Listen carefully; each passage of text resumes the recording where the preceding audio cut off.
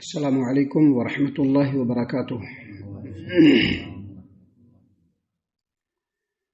اعوذ باللہ من الشیطان الرجیم،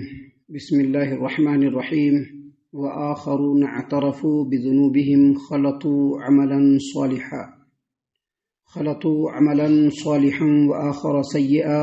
عسى اللہ ان یتوب علیہم ان اللہ غفور رحیم۔ اور ان منافقین کے علاوہ کچھ اور لوگ ہیں جنہوں نے اپنے گناہوں کا اعتراف کر لیا اور وہ ملے جلے اعمال کرتے رہے، کچھ اچھے اور کچھ برے اعمال۔ امید ہے کہ اللہ تعالیٰ ان کی توبہ کو قبول فرما لے گا، کیونکہ اللہ تبارک و تعالیٰ درگزر کرنے والا اور رحم فرمانے والا ہے۔ محترم سامعین کرام، سورۃ التوبہ سورہ نمبر 9 اور اسی سورت سے آیت نمبر 102 آپ کے سامنے تلاوت کی گئی، آیت نمبر 102، اور آیت کریمہ کا ترجمہ بھی آپ کی خدمت میں باذن اللہ بتوفیق اللہ پیش کیا گیا۔ سامعین کرام، جب نبی اکرم صلی اللہ علیہ وسلم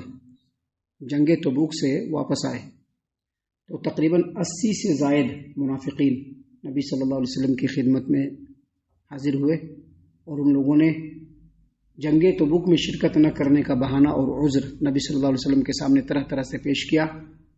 آپ صلی اللہ علیہ وسلم نے تمام کے باتوں کو سن کر کے کچھ نہیں کہا، صرف کہا کہ اللہ تمہیں معاف کرے،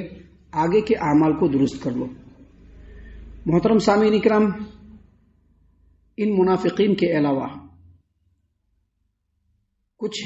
ایسے گنہگار خطا کار مسلمان بھی تھے جو اس جنگ میں یعنی جنگ تبوک میں شرکت نہیں کر سکے، اور شرکت نہ کرنے کا کوئی عذر اور کوئی بہانہ ان کے پاس نہیں تھا، مگر یہ کہ ان لوگوں نے اپنے نفس کی سستی اور کاہلی کی وجہ سے وہ لوگ اس جنگ میں شرکت نہ کر سکے۔ محترم سامعین کرام، ان لوگوں کو بھی اپنے خطا اور اپنے گناہ کا احساس تھا، اور ان لوگوں نے اپنے گناہ کا اعتراف اس انداز میں کیا کہ آپ صلی اللہ علیہ وسلم کے مدینہ آنے سے پہلے ہی ان لوگوں نے اپنے آپ کو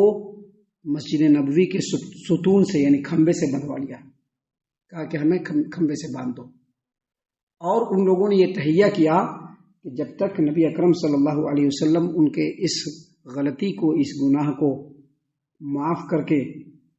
خود سے اپنے ہاتھوں سے ان کو کھمبے سے نہ کھول دے، وہ لوگ کھمبے سے کھلیں گے نہیں۔ اپنے گناہ کی انہوں نے اسی طرح سے سزا خود سے تجویز کر لی اور اپنے گناہ کا اعتراف کر لیا۔ محترم سامعین کرام، حتیٰ کہ کئی دنوں تک بغیر کھائے پیے یہ مسلمان اپنے آپ کو کھمبے سے باندھے رہے۔ یہ صحابہ کرام ہیں، ہم لوگ بھی غلطی کرتے اور اپنی غلطی پر پردہ ڈالنے کے لیے، اس کی لیپا پوتی کے لیے پتہ نہیں کتنے سارے بہانے بناتے ہیں، کیسے کیسے طریقے اور ہتھ کنڈے اختیار کر لیتے ہیں۔ دراصل اسی لیے کہا گیا ہے کہ صحابہ کرام رضی اللہ عنہم جس طرح سے ایمان لائے، ویسا اگر ہمارا ایمان ہوگا تبھی ہم جنت میں جا سکتے ہیں، وگرنہ جنت میں جانا ناممکن ہے۔ اللہ تبارک و تعالیٰ نے صحابہ کرام رضی اللہ عنہم کو خصوصی طور پر چنا۔ اللہ کے رسول صلی اللہ علیہ وسلم اور اس امت کے درمیان جو مضبوط اور بہترین واسطہ ہے وہ صحابہ کرام رضی اللہ عنہم ہیں۔ انہوں نے نبی صلی اللہ علیہ وسلم کو دیکھا۔ دیکھیے کتنی بڑی بات ہے کہ ان لوگوں نے نبی صلی اللہ علیہ وسلم کے مدینہ آنے سے پہلے ہی اپنی غلطی کا، اپنے گناہ کا احساس کر کے اس کا اعتراف کیا، اور اعتراف اس انداز میں کیا کہ اپنے آپ کو مسجد نبوی کے کھمبے سے باندھ لیا، اور کہا کہ جب تک نبی صلی اللہ علیہ وسلم اپنے ہاتھوں سے ہم لوگوں کے غلطی کو معاف کر کے نہیں کھولیں گے، ہم لوگ اس سے نہیں کھولیں گے، کھانا پینا کچھ بھی نہیں، سونا پڑنا کیا بھی نہیں، بس بندھے رہیں گے مسجد نبوی کے اندر لوگوں کے سامنے۔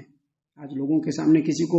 ایک رتی بات بول دیجئے تو دلوں میں لوگ بسا لیتے ہیں، کیسے کیسے کر کے کیا کیا کرنا ہے وہ سارے پلان کرنے لگتے ہیں۔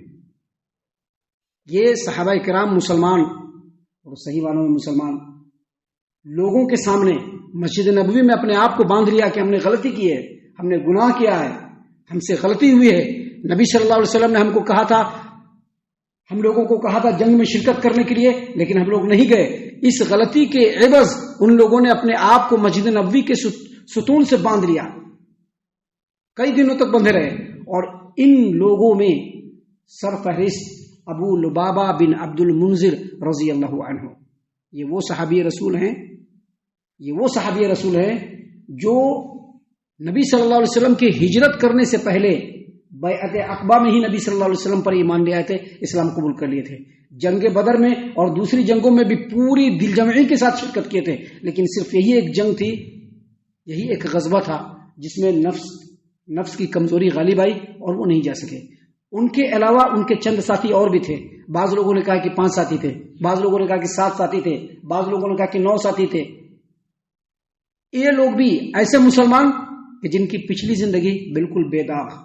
کوئی پرابلم نہیں تھا ان کی زندگی میں، لیکن اس ایک جنگ میں انہوں نے شرکت نہیں کیا تو ان تمام نے اپنے آپ کو مسجد نبوی کے کھمبوں سے باندھ لیا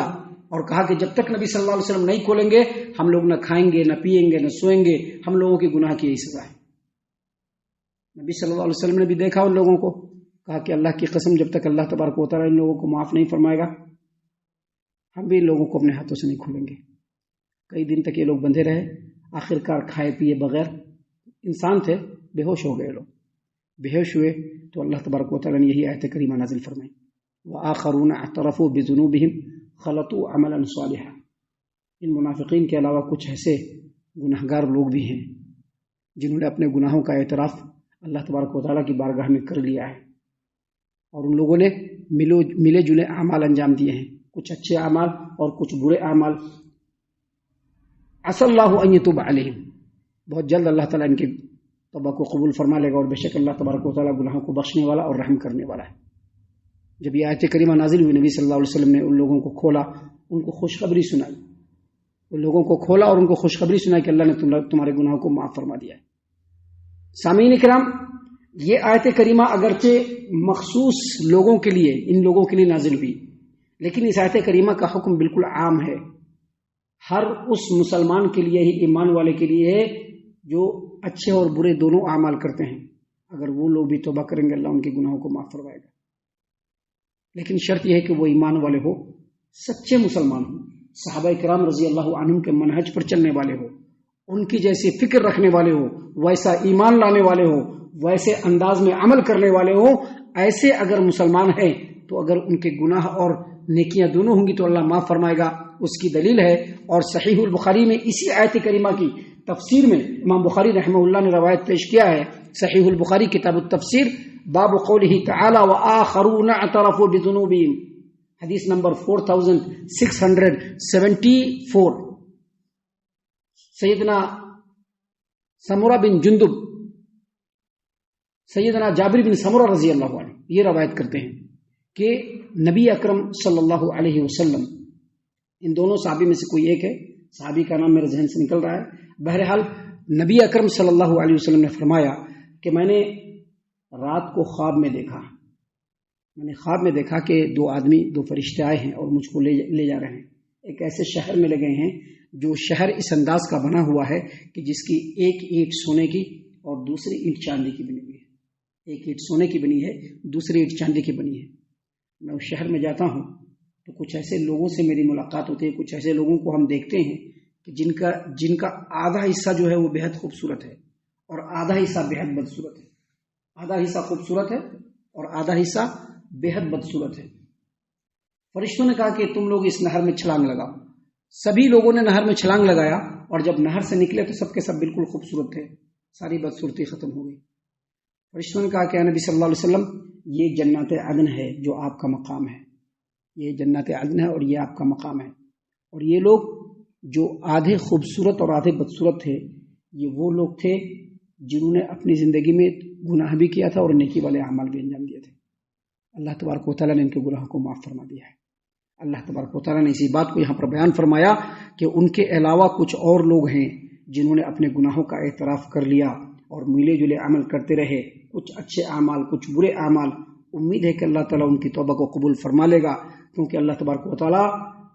غفور ہے، گناہوں کو بخشنے والا ہے، رحیم ہے، رحم کرنے والا ہے. ہم اللہ سے دعا کرتے ہیں کہ اللہ تعالیٰ ہم تمام کو ان تمام باتوں کے اوپر خوب غور و فکر اور تدبر کرنے کے ساتھ ساتھ ان باتوں کے اوپر عمل کرنے کی بھی توفیق عنایت فرمائے، آمین. اللہ تعالیٰ ہم تمام کو صحیح معنوں میں پکا سچا مومن مسلمان بنائے. اللہ اور اس کے رسول صلی اللہ علیہ وسلم کی اطاعت و فرما برداری کرنے والا بنائے، صحابہ کرام رضی اللہ عنہم کے طریقے پر چلنے والا بنائے، جنت الفردوس میں جگہ عطا فرمائے۔ اے اللہ ہم تمام کو جہنم سے پناہ دے، اے رب العالمین ہم تمام کو جہنم سے پناہ دے، اے مالک الملک ہم تمام کو جہنم سے پناہ دے، آمین یا رب العالمین، وما علینا الا البلاغ المبین۔ تبارك الذي نزل الفرقان على عبده ليكون للعالمين نذيرا